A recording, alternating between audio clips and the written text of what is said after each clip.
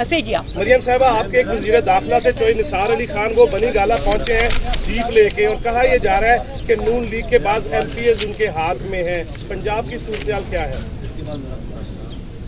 बड़ी मजे का खेज बात है। और सवाल जी?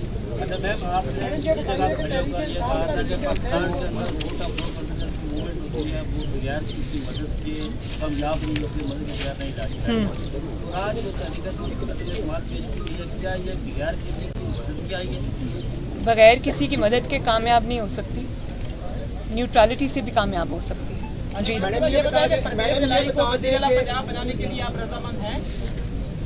ये तो अब डिसीजन सिर्फ मेरा तो नहीं है, ये तो सब बैठेंगे, ऑपोजिशन पार्टीज बैठेंगी। नवाज शरीफ साहब, शहबाज शरीफ साहब जो कि हमारी जमात के सदर हैं, ये सबके साथ मिलके ये फैसले होंगे। इंशाल्लाह जल्दी आएंगे। मैडम ये बता दें, ऐसे वक्त में आप अपने बात की तहरीक ला रहे हैं जब हुकूमत अपनी अहली की वजह से सब कुछ हो बैठी है, तो क्या वजह के क्या किसी तरीके से बात ना कर आप इमरान खान के सियासी शहीद तो नहीं कर रही? और नियो न्यूज़ पे तलत हुसैन साहब के प्रोग्राम की वजह से उनकी बंदिश भी शुरू कर दी है। देखिए, बंदिश ये इस तरह से लोगों को चुप कराने के, ज़बरदस्ती डराने धमकाने के तो दिन गए। अब तो इमरान खान साहब के हिसाब किताब का और उनकी बंदिश का वक्त है, अब तो उसकी खैर मनानी चाहिए। दूसरा जो आपने सवाल किया, देखें 4 साल बहुत होते हैं परफॉर्मेंस दिखाने के लिए, और अगर आप ये समझते हैं, आप उस दिन तकरीर में मैं इमरान खान साहब को सुन रही थी, वो ये कह रहे थे कि अहमकाना बातें आजकल वो करते हैं और एक एक बात से उनका डिफीटिस्ट माइंडसेट जो है वो झलकता है, और उनकी जो तकारीर हैं वो एक हारे हुए शख्स की तकरीर होती है।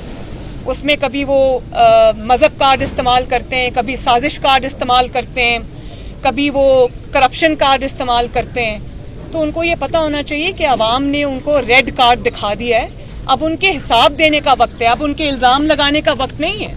और जो बात आपने की कि देखें, अगर वो ये समझते हैं कि उनको शहीद होने का मौका मिल जाएगा, तो वो जो अवाम के नुमाइंदे होते हैं, उन्होंने अवाम की खिदमत की होती है। मुझे भी अभी भी वो वक्त याद आता है जब कभी कहा करते थे कि नवाज शरीफ की सियासत ख़त्म हो गई, लेकिन आज सिर्फ 4 साल के बाद, पौने 4 साल के बाद, आज अवाम नवाज शरीफ को आवाज़ दे रही है। आज नवाज शरीफ की अल्हम्दुलिल्लाह जमात चट्टान की तरह खड़ी है, एक शख्स नहीं टूटा नवाज शरीफ साहब की जमात से। और मुझे वो वक्त भी याद आता है, देखिए नवाज शरीफ साहब के साथ भी ज्यादतियाँ हुई हैं, उनको भी उसकी बहुत बड़ी पॉलिटिकल और पर्सनल कॉस्ट देनी पड़ी हैं, लेकिन कभी उन्होंने तहजीब का दामन, तमीज़ का दामन हाथ से नहीं छोड़ा। उन्होंने कभी जलसों में खड़े होकर ये धमकियाँ नहीं दी कि मैं बहुत खतरनाक हो जाऊँगा। उन्होंने कभी ये नहीं कहा कि अब मैं खतरनाक हो जाऊँगा तो मैं छोड़ूंगा नहीं। और मुझे पता है कि ये धमकियाँ वो ऑपोजिशन को नहीं दे रहे, क्योंकि ऑपोजिशन ने तो उनका अताब जो है, उनका जो जुल्म है, उनके मजालिम है, उनको 4 साल बर्दाश्त किया है, फिर भी खड़े रहे। ये धमकियां वो किसी और को सुना रहे। आप समझती हैं इमरान रूहानी कमजोर हो गया? और दूसरी बात ये कि कोई उनको ये समझाने वाला भी नहीं है कि ग्रेस अंडर प्रेशर क्या होती है। मतलब हम भी उन्हीं मरहलों से गुजर कर आए हैं, लेकिन कभी गालिम गलोच नहीं की, कभी जबान दराजी नहीं की, कभी बाजारी जुबान इस्तेमाल नहीं की, कभी बोहतान नहीं लगाया, असूल पर बात की है, फैक्ट्स पे बात की है। और आप जब तकरीर करने खड़े होते हैं तो आप मज़हब का नाम लेते हैं, कभी आपने रियासत मदीना का नाम लिया और आपने अवाम के ऊपर बदतरीन मजालिम ढाए, और अब आप कहते हैं कि अमर बिल मारूफ का मतलब है कि नेकी का हुक्म दो और नहीं अनिल मुनकर कि आप बुराई से रोको। तो आपने जो अपने जलसे का नाम रखा है अमर बिल मारूफ, तो मैं आपसे ये पूछना चाहती हूँ कि आप कौन सी नेकी है, कौन सी अच्छाई है जिसका हुक्म दे रहे हैं लोगों को? क्या आप लोगों को ये बता रहे हैं कि आपने जो आटे की कीमतें, चीनी की कीमतें, डीजल की कीमतें, पेट्रोल की कीमतें, तेल की कीमतें, सब्जियों की कीमतें, दाल की कीमतें, दवाइयों की कीमतें आपने आसमान पर पहुंचा दी हैं, तो क्या उस अच्छाई में आपका साथ दें? या आप खड़े होकर जब जलसों में बदतमीजी करते हैं, बदतहजीबी करते हैं, अपने मुखालिफिन को नाम ले लेके बुलाते हैं? कभी मौलाना फजल रहमान साहब एक सीनियर सियासतदान हैं, आप उनके मुखालिफ बात कर सकते हैं, उनके खिलाफ बात कर सकते हैं, आप उनके ऊपर सियासी बात कर सकते हैं, लेकिन जिस तरह आप खड़े होकर इल्काबात से नवाजते हैं तो आपको वो हदीस नहीं पता। एक हदीस ये भी है یا کنوینئنٹلی آپ نے وہ چیز یاد مذہب کے لبادے میں اپنی بدتمیزی کو اڑانا ہے، تو وہ بھی ایک حدیث ہے کہ نام لوگوں کے نام رکھنے سے اور ان کو القابات سے نوازنے سے منع کیا ہے، تو وہ آپ کنوینئنٹلی بھول جاتے ہیں۔ بلاول کو آپ کہتے ہیں کہ اس کی اردو اچھی نہیں، اس کی آپ نقلیں اتارتے ہیں، مسخرے لگتے ہیں آپ جب یہ کام کرتے ہیں۔ تو کیا لا محالہ آپ کے دماغ میں یہ بات نہیں آتی کہ جو شخص یہ بھی صلی اللہ علیہ وسلم نہیں کہہ سکتا، جو شخص روحانیت کو روحانیت کہتا ہے، جو شخص خاتم النبیین اپنے حلف میں نہیں کہہ سکتا، اس کو کیا یہ حق حاصل ہے کہ وہ دوسروں پہ تنقید کرے؟ بلکہ جو آپ نے کلچر بدتمیزی کا، بد تہذیبی کا پاکستان کے اندر انٹروڈیوس کر دیا ہے، میں بطور ماں اپنی پاکستان کی ماؤں سے یہ گزارش کرتی ہوں کہ آج کل جب ایک ذہنی توازن خراب شخص اگر ٹی وی پر آ کر بدتمیزی کرتا ہے اور بدتمیزی کی ترغیب دیتا ہے تو اپنے بچوں کو کائنڈلی وہاں سے اٹھا دیا کریں کہ ہم نہیں چاہتے کہ ہمارے بچوں کے اندر یہ کلچر جو ہے وہ صلاحیت کرے۔ میم یہ بتائیے کہ تحریک انصاف کا میڈیا سیل جو ریاستی اداروں کے خلاف آج پروپیگنڈا کر رہا ہے، دیکھیں میں نے پہلے بھی اس بات کا جواب دے دیا، میں ایک دفعہ پھر سے جواب دے دوں کہ اگر نیوٹرل کا مطلب یہ ہے کہ آپ کی اب مدد کو کوئی نہیں آ رہا، اور نیوٹرل کا آپ یہ مطلب نکال رہے ہیں کہ وہ سب آپ کو آ کے بچائیں، تو دیکھیں نیوٹرل ہونے کا مطلب اسی کی جدوجہد ہم نے بھی کی ہے، اور ہر آئین پسند شہری، آئین ایک پاکستان کا آئین ہے، اس کی پاسداری ضروری ہے،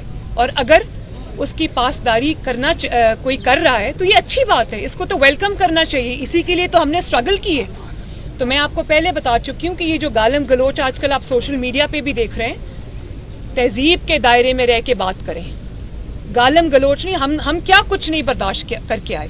کبھی نواز شریف صاحب کو آپ نے دیکھا ہے کہ اسٹیج پہ چڑھ کے وہ کسی کو مائک پکڑ کے دھمکیاں دیں کہ میں چھوڑوں گا نہیں، میں خطرے ناک ہو گیا ہوں، تو اور میں جب آؤں گا تو میں اور زیادہ میں اندر، بھائی تم کون سا ایسا کام ہے جو تم نہیں کر سکے، کر چکے ہو تم یہ سب کام، اسی وجہ سے تمہارا آج یہ حال ہوا ہے، یہ مت بھولو۔ تو گالم گلوچ سے نہیں، تہذیب سے، تمیز سے بات کرو، بازاری زبان استعمال مت کرو۔ میڈم میں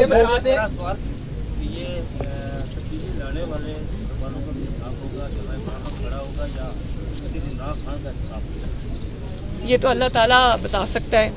دیکھیں میں نے آپ کو پہلے بتایا کہ جو 3 سال میں 4 سال میں ہو گیا ہے اس کو کہتے ہیں عبرت کا نشان، اور جو وقت نے، جو قدرت نے، جو میں یہی کہوں گی کہ اتنے آپ کے چہرے پہ ایسے ایسے تھپڑ پڑے کہ آپ بات کرنے کے قابل نہیں رہے۔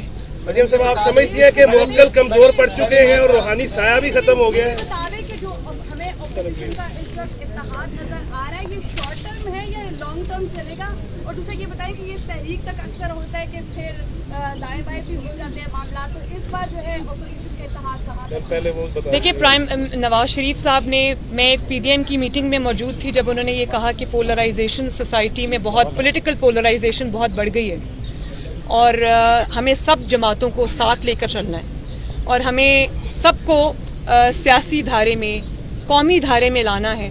تو میں یہ سمجھتی ہوں کہ عمران خان نے جو پولرائزیشن کو انہوں نے فروغ دیا ہے، ہمیں اس کا سد باب کرنا ہے، ہمیں تمام قوتوں کو ساتھ لے کر چلنا ہے، ہمیں ایک نیشنل کنسنسس، نیشنل ریکنسیلیشن کی ضرورت ہے تاکہ پاکستان پھر سے جو ہے وہ ترقی کے سفر پہ۔ یہ بتا دیں کہ الیکشن جب یہ دور شروع ہو جائے گا، اگلی وزیر اعظم جس کو دیکھیں مریم نواز، بلاول بھٹو یا کوئی نیا چہرہ؟ اور یہ اتحاد میں بھی بتا دیں کہ شارٹ ٹرم ہے یا لانگ ٹرم ہے، کیونکہ میں نے آپ کو اس کا جواب دیا ہے جی، اور کوئی سوال ہے؟ مفتی وزرا یہ کہہ رہے ہیں، مفتی وزرا بار بار یہ کہہ رہے ہیں کہ وزیر اعظم کس کو دیکھنی ہے؟ دیکھیں میں نہیں، دیکھیں یہ تو اللہ تعالیٰ کو پتہ ہے، اور یہ انشاءاللہ بیٹھ کے فیصلہ کریں گے۔ ہمارے کینڈیڈیٹ تو شہباز شریف صاحب ہیں، اور میں جو بات ابھی کرنا چاہتی ہوں وہ یہ ہے کہ دیکھیں ابھی مجھے پتہ چلا ہے کہ اب کورٹ میں بھی اپوزیشن گئی ہے آج سپریم کورٹ میں، اور یہ ڈیلے کرنا چاہتے ہیں۔